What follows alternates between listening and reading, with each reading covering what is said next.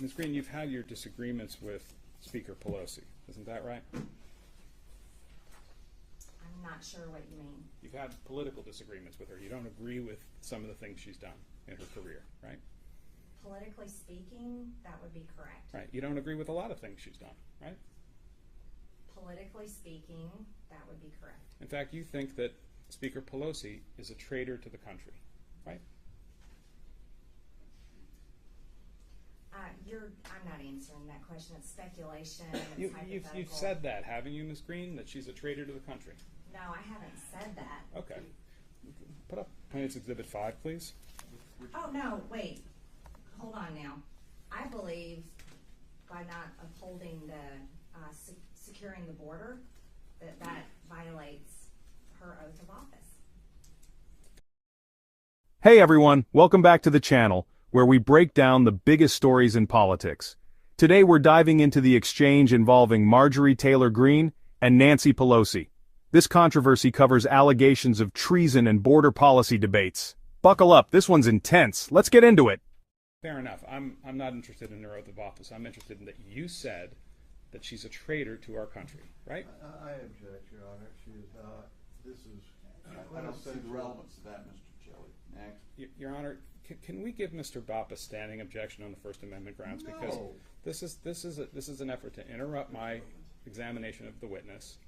I am attempting to establish the witness's desire to engage in insurrection during the period January 3rd to January 6th. Now, it's true that some of the things that she said are relevant even though they occurred before January 3rd. But there's no First Amendment objection to evidence, Your Honor. She said what she said. There is First Amendment objection. We don't agree. Let's start with the basics. Marjorie Taylor Greene and Nancy Pelosi don't see eye to eye politically. Greene admitted to disagreements with Pelosi's policies but dodged questions about calling Pelosi a traitor. That term, traitor, becomes the centerpiece of this controversy. The tension starts brewing here. Now, let's unpack how this escalated further. Things heated up when Greene was pressed about specific statements.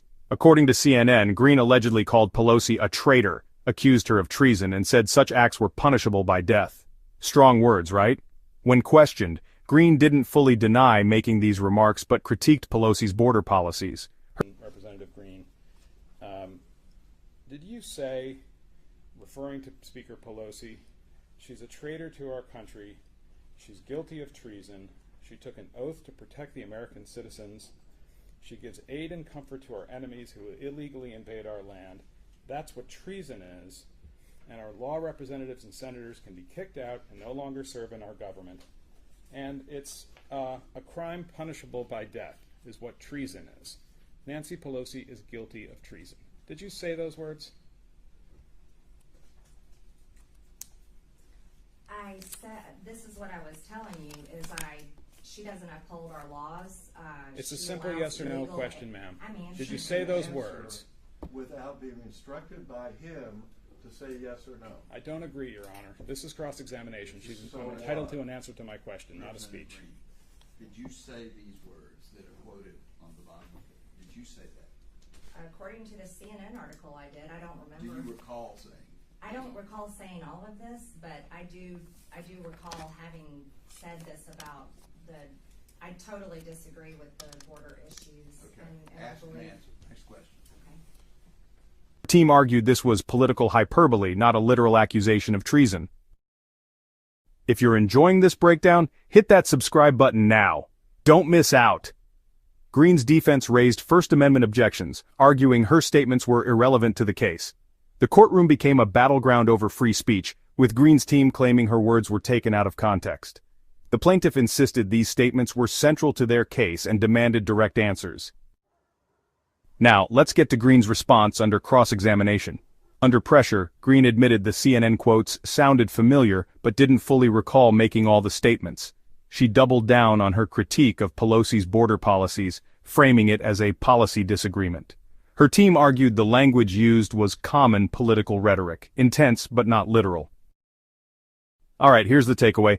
This exchange shows how political language blurs lines between hyperbole and serious accusations. Greene's evasive answers and her defense's focus on free speech make this case compelling. Whether you agree with Greene or not, this controversy shows how words can become weapons in politics. Was Greene's language just hyperbole, or did it cross the line? Let me know in the comments. If you enjoyed this breakdown, hit like, share, and subscribe for more